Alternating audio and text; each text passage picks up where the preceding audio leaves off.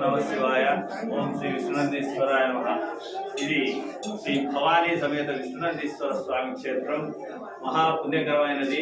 నవనందులలో 7వ నంది, 6వ నంది.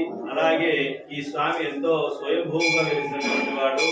చాలా చక్కగా భక్తుల కోరికలను తీరుస్తూ ఈ చుట్టుపక్కల అందరినీ కూడా ఆదరిస్తూ అందరికి అనుగ్రహాన్ని కలిగిస్తూ ఉంటాడు.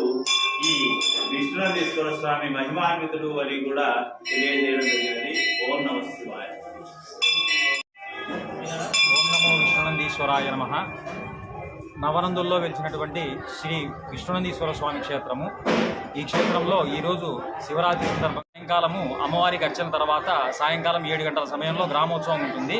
తెల్లవారి జాగరణ అయిన తర్వాత 4:30-5 గంటల సమయంలో దైవలగ్న కాలంలో స్వామివారి కళ్యాణోత్సవ కైంకర్యాలని కూడా ఈ క్షేత్రంలో జరుగుతున్నది. నవనందులలో ఈ కృష్ణనంది క్షేత్రంలో విశేషతలు ఏమనగా, ఇక్కడ శ్రీ మహావిష్ణువు చేత ప్రతిష్ఠింపబడిన లింగము కాబట్టి ఈ క్షేత్రాన్ని విష్ణునందీశ్వర క్షేత్రము అని చెప్పని అంటారు. శ్రీ మహావిష్ణువు అసుర సంహారం చేసేటప్పుడు ఆ యొక్క అసురులు అనగా రాక్షసులు ఒక తెలివైన రాక్షసులు వచ్చేసి భూలోకానికి రావడం జరుగుతుంది. ఇక్కడ ముని ఆశ్రమంలో ఆ శిష్యుల బృంద రూపంలో ఆ రాక్షసుడు దాక్కొని ఉంటాడు. దాక్కొని ఉన్న పక్షాన ఆ శ్రీ మహావిష్ణు సుదర్శన చక్రము ఆ యొక్క రాక్షసుడి తలను కూడా ఛేదించడానికి భూలోకం రావడం జరుగుతుంది. ఆ భూలోకంలోకి వచ్చినప్పుడు ఆ రాక్షస సంహారానికి బదులుగా ఆ మునీశ్వరుడి భార్య తల దిగిపోతుంది. తల దిగిపోతే ఆ యొక్క మునీశ్వరులు ఇక్కడ ఆ యొక్క తపస్సంపన్నం చేత ఆ దృష్టినంతా కూడా చూశారంట. చూస్తే ఆ యొక్క శ్రీ మహావిష్ణువు సుదర్శన చక్రం దాటికి నా భార్య యొక్క తల దిగిపోయింది అని చెప్పి భావించి శ్రీ మహావిష్ణువుకు ఆ ముని శాపం పెడతాడట.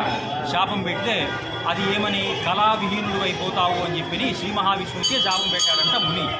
శాపం పెడితే ఆ శాప విమోచనం కోసము ఈ శివలింగాన్ని ప్రతిష్ఠ చేసి శ్రీ మహావిష్ణువు ఆ శివానుగ్రహాన్ని పొందిన తర్వాత ఆ శాప విమోచనం కూడా జరిగిపోయిందట. అందుకు గాను ఈ క్షేత్రానికి విష్ణునందీశ్వర క్షేత్రంగా అక్కడ విరాజిల్లుతూ ఉన్నది. త్రయాగ్నిక దీక్షలో భాగంగా మొదటి రోజు స్వామివారికి ధ్వజారోహణము, గణపతి పూజ, పుణ్యావాచనము, స్వామివారికి రుద్రాభిషేకము, తర్వాత సాయంకాల వేళలో కూడా స్వామివారికి అర్చనలు, అభిషేకాలు, అమ్మవారికి అర్చనాభిషేకాలు కూడా ఈరోజు విశేషంగా జరుగుతున్నవి.